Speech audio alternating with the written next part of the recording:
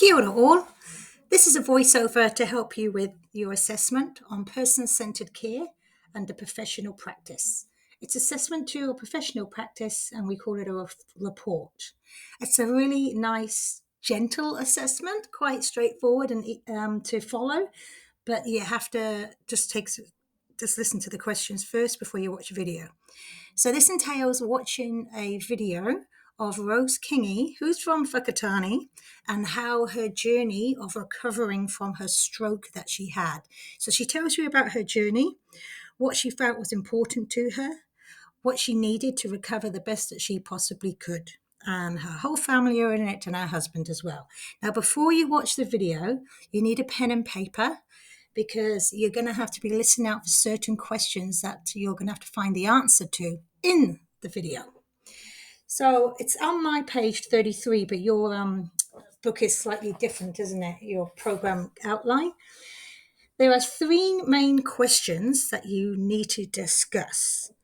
So aspects of physical and mental and emotional well-being that was important to Rose in her recovery. So what physically did she think was really important to aid in her recovery, to get back to walking, to walk without the stick, to be able to make food, whatever it might be, the physical aspects? What was important to Rose and how did she show that? And then also emotional and mental well-being. What did she do to support her own mental and emotional well-being? Where did she go? Who did she go with? What was important to her to keep her mind on the right track?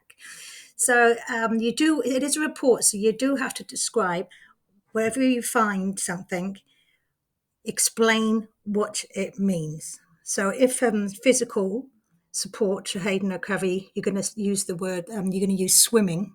What did she do when she was swimming? What was her goals when she was swimming? How did she get to the swimming pools? So that's a physical well-being for her recovery. That's just an example. And yeah, the emotion. The other one then is question number 2. As a support worker, describe 3 principles of person-centered care that you would need to consider to support Rose and her family to achieve their goals. All right, so this is going to be your second question. You have to explain what person-centered care means first. Now, I've got a fantastic website here under resources from Mrs. Kingy. And I really want you to mainly use this website. Where is it? Person-centered care. Oh, it's a great little YouTube clip there, just 2 minutes long, of saying what person-centered care is. And then when I open up this website, you'll see how direct and information it has on it as well. So there you go, AJ Case Management. So person-centered care is not about treating the condition, it's about the person, treating the person, what's important to the person, the surroundings, the environment. It's not just about giving a pill and hope they go on their way, because everybody is different. So have a little read of this website of what person-centered care means. Write a little paragraph on that. And then the question asks you to describe 3 principles. So instead of searching the big wide web, use this one. There's principles there. Click on principles. Okay, so there's about 6 different principles here. So treating people with dignity, respecting the individual, understanding their experience and their goals. Now, in the video, Rose talks a lot about her goals, so this is a nice one you could use. First of all, what does understanding their experience and goals mean? There you go. It's all written there, but obviously put it in your own words. And how did Rose apply that? Okay, so describe the 3 things person-centered care that you would need to consider to support them. So which 3 would you use to support Rose in her recovery? Coordinated and care would also be another one, because it's not just you as a support worker that goes in and helps her recovery.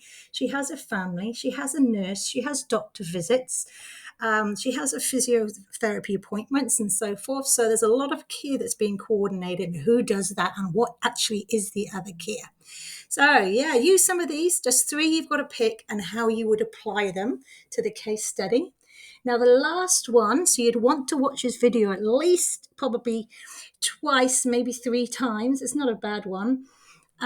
Is describe 2 ethical principles you will need to consider when caring for the case study, or from when caring for Rose. Okay, I've got, again, under resources, ethics information.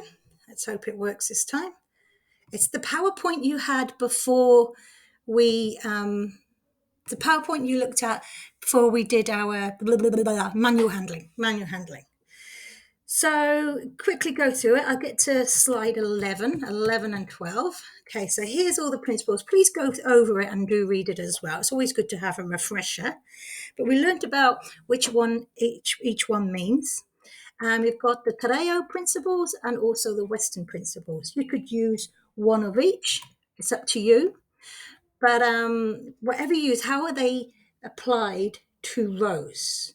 So this first one here, Māori have the right to determine their own destiny and the right for self-determination. Okay, so there is a time in the video where she actually does a different type of treatment from her own culture that she finds works really, really well.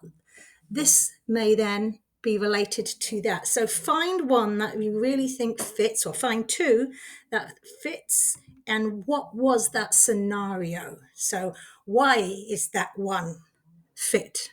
What's the reason behind it? Not the reason, but which ethical principle do you think Rose enforces to help with her recovery? Talking on now, eh? So that's the 3 questions, all right? So it's describe aspects of physical and mental emotional well-being that are important to Rose to help in their recovery. That's one block. So mental and physical. Second criteria, as the case study clients support worker, so you a support worker, describe 3 principles of person-centered care that you would need to consider to support Rose and her family. Okay, so go to that website, find out 3 principles, tell me what person-centered care means first, pick 3 principles, what do they mean, and then apply it how Rose used it. Then the last one, describe 2 ethical principles, so you just pick 2 of these here. You would need to consider when caring for Rose. Give an example of how you would apply each principle. Nice and easy. Get it out, get it done, get writing, squiggling as much as you can today. Thank you.